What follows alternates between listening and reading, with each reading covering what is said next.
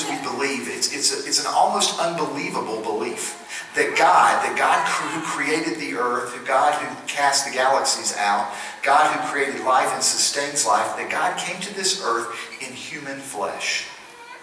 It's called the doctrine of the incarnation. It is hard to believe that to be true, but yet that's our belief. God came into this earth in flesh to say, I exist. Whatever you're going through, I'm here. I'm real. You can see me.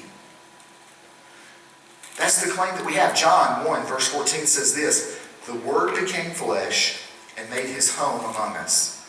We have seen his glory, glory like that of a Father's only Son, full of grace and truth.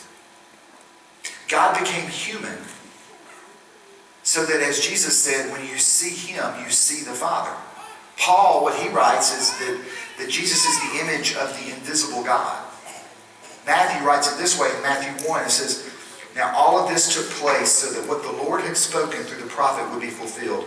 Look, a virgin will become pregnant and give birth to a son, and they will call him Emmanuel.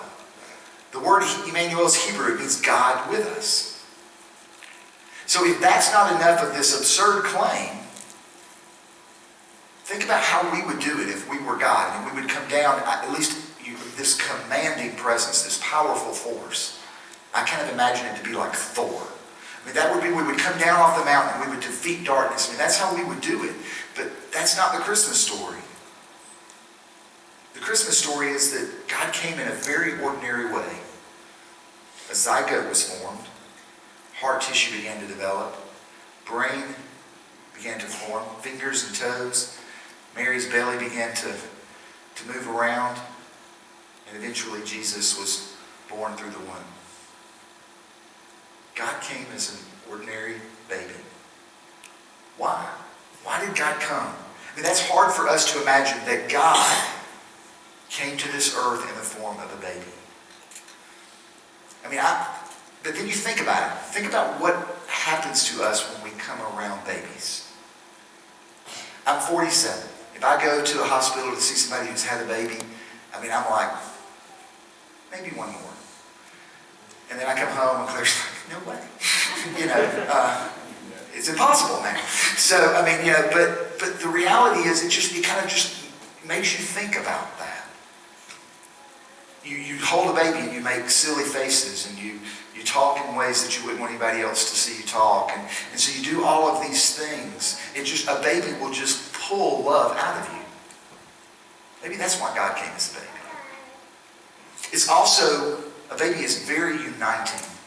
I don't care if it's a baby from Africa, a baby from Afghanistan, a baby from next door, a baby in Andros, wherever I am or wherever you may be, you hold a baby and all of the barriers that exist in life and society has imposed upon us go away, do they not?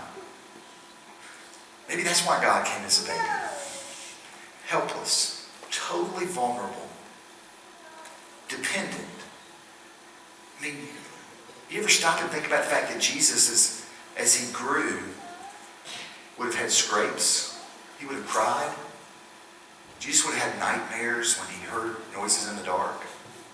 Jesus would have had days where he thought this was the worst day ever in my life.